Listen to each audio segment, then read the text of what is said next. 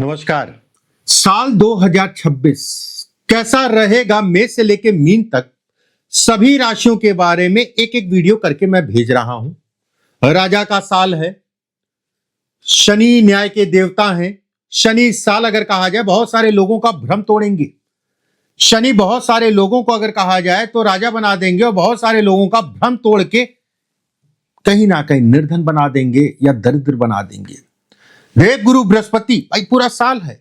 गुरु का कभी मार्ग, वैसे अतिचारी अवस्था में गुरु चल रहे हैं, कभी मार्गी, कभी वक्री, कभी राशि का परिवर्तन। ऐसे में कहा जाएगा देव गुरु बृहस्पति पुनर्वसु, पुष्य और मघा नक्षत्र में इस साल संचरण करेंगे। ज्ञान, सम्मान, परिवार, धन, नौकरी, शासन, सत्ता, कई चीजों का विचार अगर कहा जाए तो देवगुरु बृहस्पति से किया जाता है। राहु केतु भी इस साल अपनी व्यवस्थाएं बदलेंगे। राहु और केतु उनसे बड़ा कोई ग्रह नहीं है। हालांकि वो ग्रह ही नहीं है, फिर भी मैं कहूंगा कि दूसरों की पावर लेके ये काम करते हैं और दूसरों की पावर लेके जो है ये राजा को रंक और रंक को राजा बनाने का मादा रखते हैं।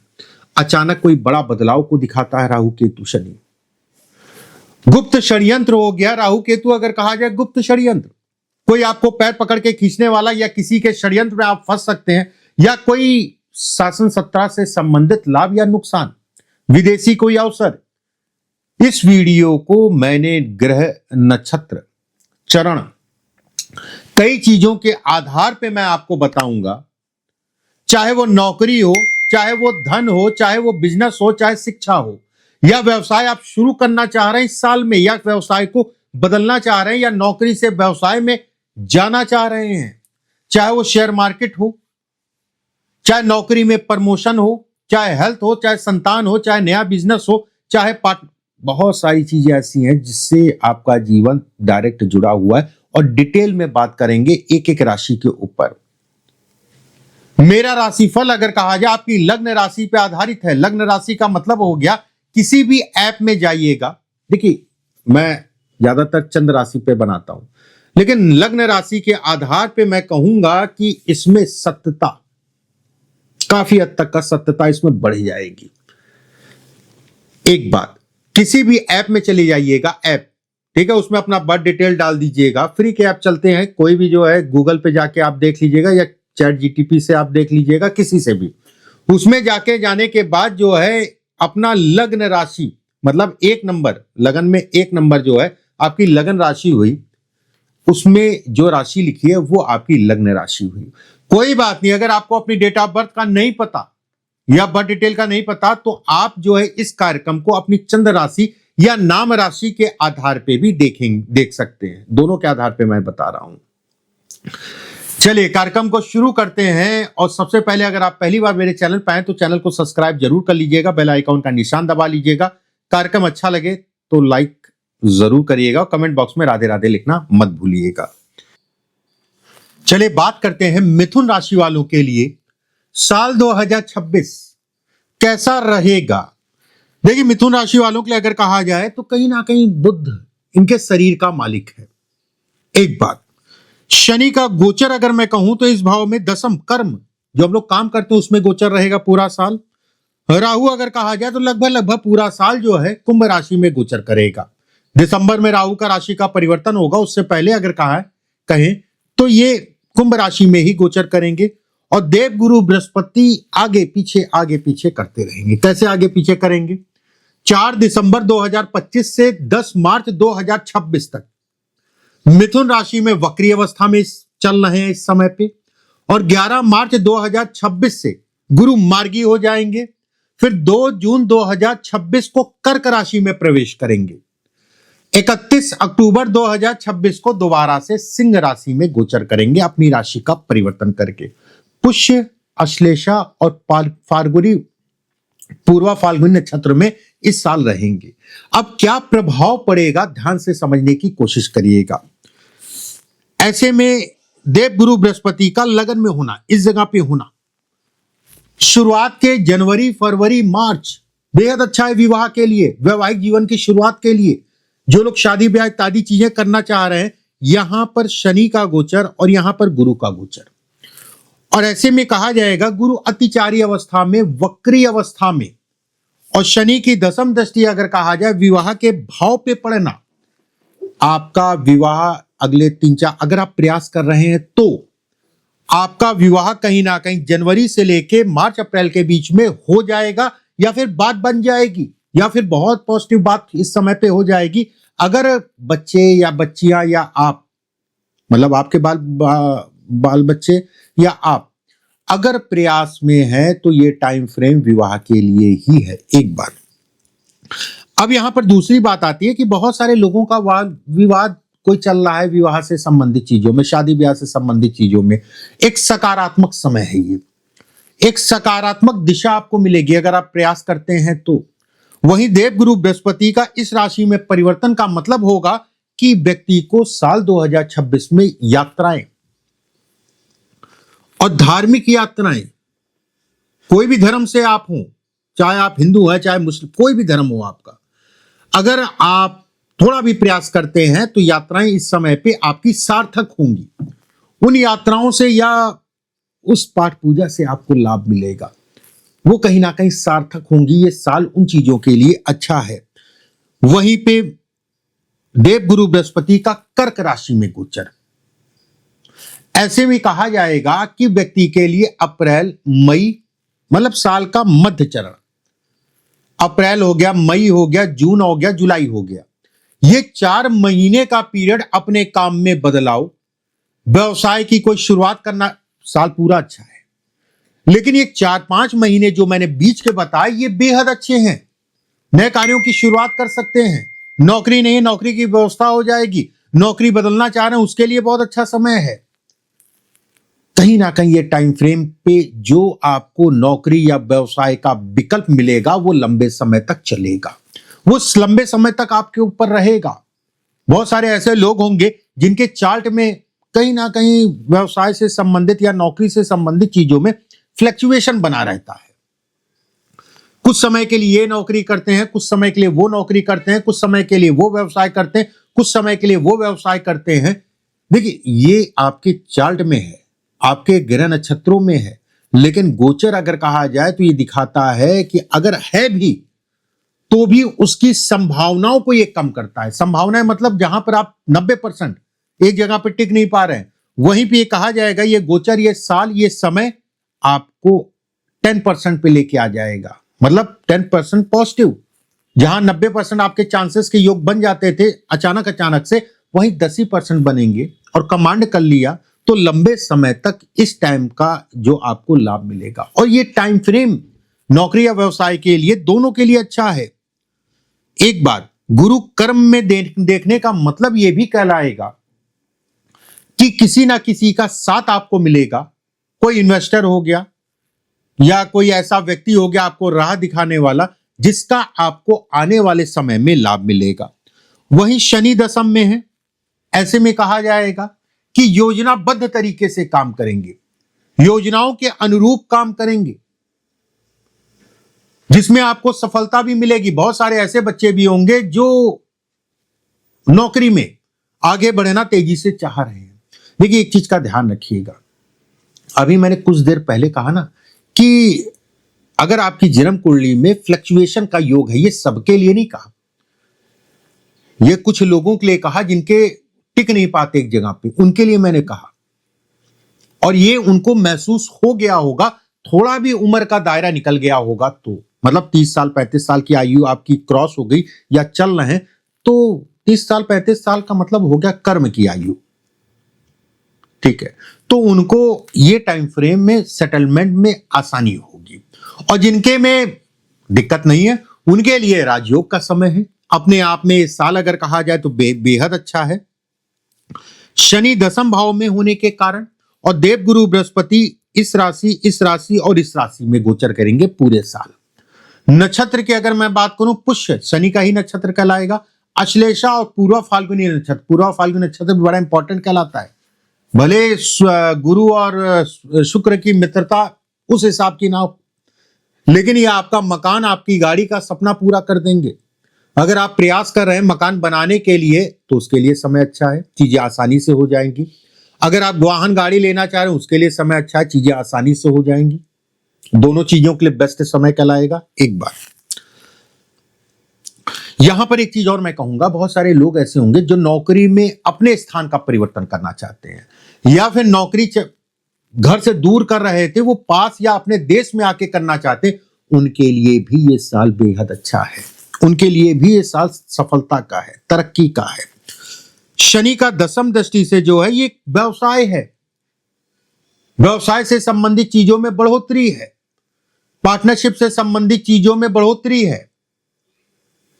मैं यहां पर ये नहीं कहूंगा कि सबके लिए, भाई आपके अगर जन्म कुंडली में ही अगर मैं कहूं तो यहां पर पाप प्रभाव या पाप प्रभाव में बैठा हुआ ग्रह अगर कहा जाए तो नक्षत्र गड़बड़ नक्षत्र में भी है, या इस भाव का स्वामी अगर कहा जाए, इस भाव का स्वामी अगर कहा जाए 6-8-12 या 6-8-12 के स्वामियों के साथ पाप दृष्टि में बैठा है, तो ऐसे में व्यवसाय से संबंधित चीजों में आपको पार्टनरशिप नहीं करनी चाहिए।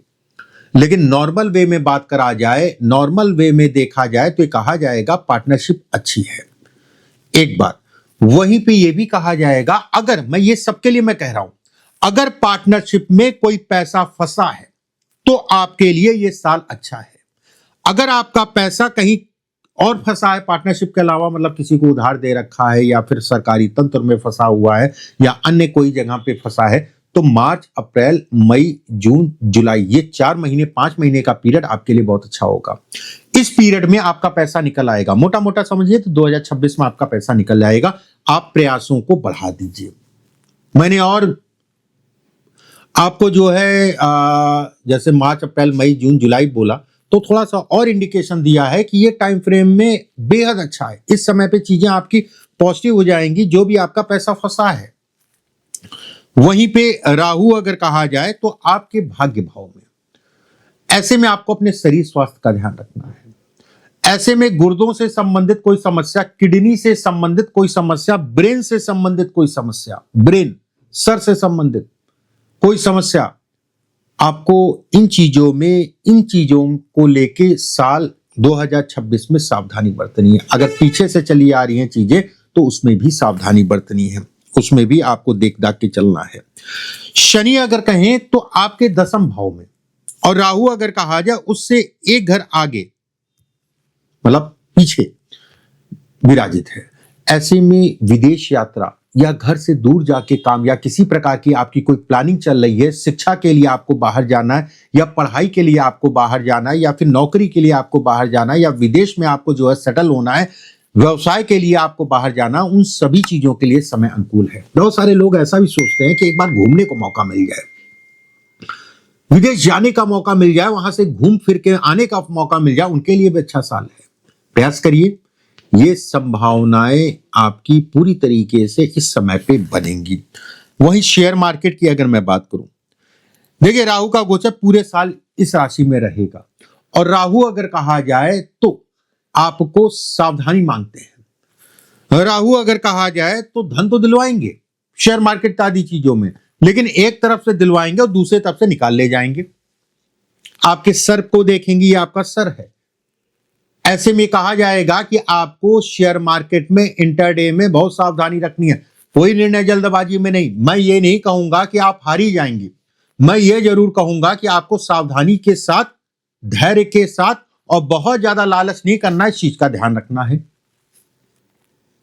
वैसे भी अगर मैं कहूं तो रेवती नक्षत्र में शनि जो है मध्य चरण में रहेंगे, और अंतिम चरण अगर कहा जाए तो उत्तरा भाद्रपद नक्षत्र रहेगा। आपको शेयर मार्केट में सावधानी रखने की आवश्यकता है, उसमें कहीं कोई दो राय नहीं है। प्रॉपर्टी के लिए मैंने बताया कि प्रॉपर्टी से संबंधित चीजों के लिए साल अनुकूल है।